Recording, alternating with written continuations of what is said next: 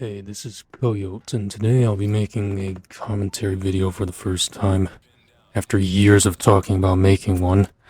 So, yes, today I'm just gonna talk about shit, I guess. One thing I did want to talk about is I keep seeing Adam22 in the news again, and I figured it's the perfect time I started talking shit about that man, because he honestly is a embarrassment to his own species. I'd even say his own race, if we could go there. But Adam22 is, if you don't know who he is, he's this grown ass man who basically hangs around LA gangbangers and does a kind of like interview show kind of thing on YouTube called No Jumper. And he's basically known for getting into a lot of controversy because he's always like, he's known for the guy. He's a culture vulture, basically. He's just a horrible person who just exploits the people he brings onto his show. Like, he will straight up fire somebody mid-show in a live event just for clout, just for it to be clipped and reposted over and over again on Twitter. That's all it is now. And it's just pathetic to watch. It's just like watching a bunch of adults with the minds of children. And it's crazy. Because it's crazy how far they've fallen down, because No Jumper used to be an actually decent, like, hip-hop podcast you could listen to, where they would interview up-and-coming rappers, which was how people like Ski Mask the Slump God and all those other people like X blew up in the SoundCloud era. And No Jumper basically gave them that platform to then blow up. And that's what interview shows should be about. Helping people get to know you better so you can build your platform. And over time, it's become very cool to, like, I don't know what it is, but recently the current trend with rap is to hang out with the killers, I guess. Because now, ever since Adam22 started hanging around Rolling 60s Crips and having gangbangers on his show, he started switching up and becoming the complete opposite of what he used to be. It would still be about rap, but it wouldn't even be about the music. It'd be about the drama behind the music. Like, say they most of the time they bring the people on there, they're always people who have allegedly done something controversial. Like, they had King Von on there once, but I it's a good thing that people like him are PR trained, because if King Von was not PR trained the way he was, he would have been charged like all the other people that went on that show. Because here's the thing about Adam22, he is obsessed with gang culture to an extent that he's almost not romanticizing it, but fetishizing it.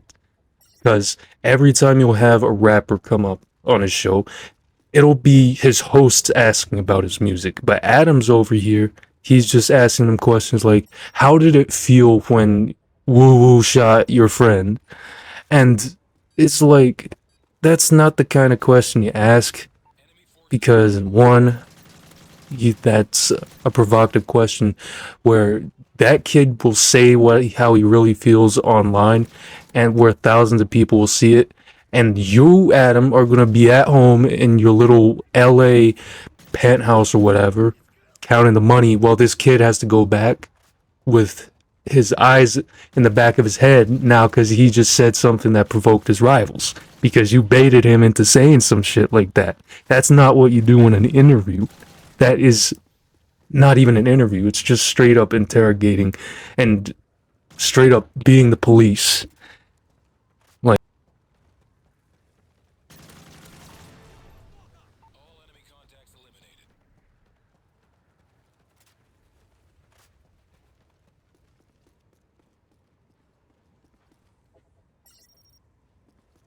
and I know you're probably wondering, why are people so stupid as to go online and willingly incriminate themselves? I don't know. But all I know is that the guests on I don't, on these shows of such, they're just getting younger and younger. You'll have rappers who are like 15 years old and they're just sitting on the couch, snorting pills, doing whatever, and the adults are just sitting there and just asking them questions that just seem to do nothing to provoke them into saying something crazy, which is how most of these shows manage to maintain views because they get clips. Kind of like how Adam22 will start a fight randomly with one of his staff halfway through an interview and then post the clip online just to get people to come see and get his ass beat because that's the only way they can get themselves views anymore.